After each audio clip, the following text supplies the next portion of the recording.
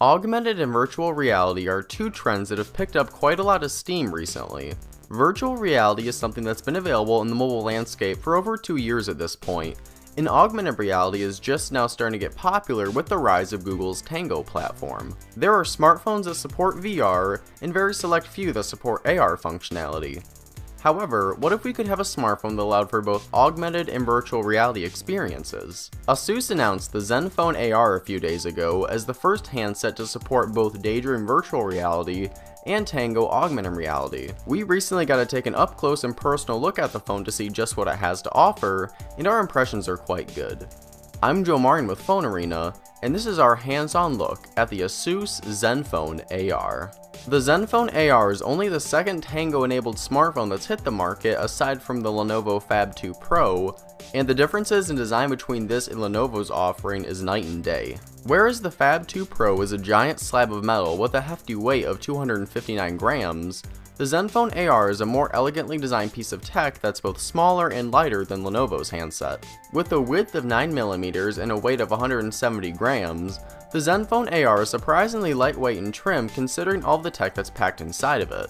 Unlike many smartphones that are opting for all metal builds, the Asus Zenfone AR features a combination of both plastic and metal. An aluminum frame keeps the handset feeling sturdy and solid in the hand, and the faux leather plastic back adds some nice texture that you simply cannot get with an all-metal design.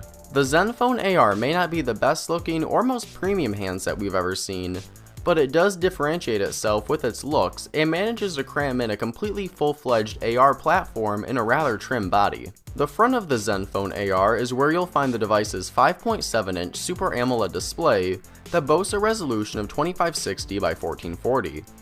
The display here looks fantastic, with vibrant colors, crisp text, and excellent viewing angles. A great display is one of the most important components to an enjoyable virtual reality experience, and the one here on the Zenfone AR certainly won't disappoint when you want to transport yourself into a fantastical new world. Traveling to virtual worlds is a pretty resource-heavy task, so in order to make sure that this experience is as enjoyable as possible, Asus has decided to equip the Zenfone AR with an optimized version of the Snapdragon 821 processor. Asus partnered with Qualcomm to make sure that the 821 inside of the phone is as efficient and powerful as possible for when you're using Daydream on the phone. And as if that wasn't enough power, Asus has also crammed in a whopping 8GB of RAM into the Zenfone AR. This is the first phone to hit the market with this much RAM, and although we weren't able to test out the silicon as extensively as we would have liked, navigating through the UI, opening apps, and even light Daydream applications all worked like a charm. Along with support for Daydream, Tango is another big selling point for the Zenfone AR.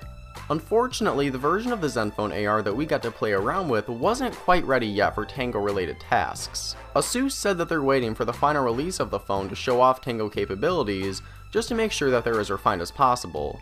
So with that being said, we unfortunately will have to wait for the full review to test out this aspect of the phone. When Tango does work on the Zenfone AR, it'll make use of the Asus Tri-Cam camera system that's present on the back of the handset. The Tri-Cam setup consists of 3 cameras, including a primary 23-megapixel sensor, a motion tracking one, and a third sensor that's used for depth sensing. Our initial impressions of the primary lens are quite good for capturing still photos, as shots we took appear to have a good bit of detail and balanced colors. Asus's camera UI isn't the most modern looking interface we've ever seen, but there are plenty of controls and shooting modes present to dig through.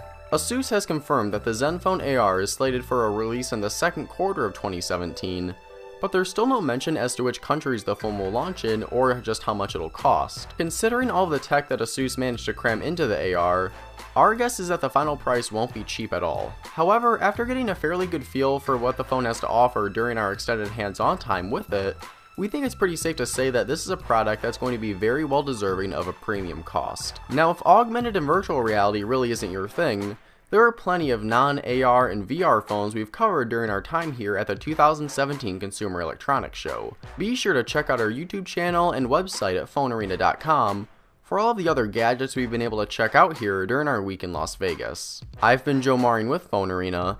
Thank you all for watching, and I'll see you in the next video.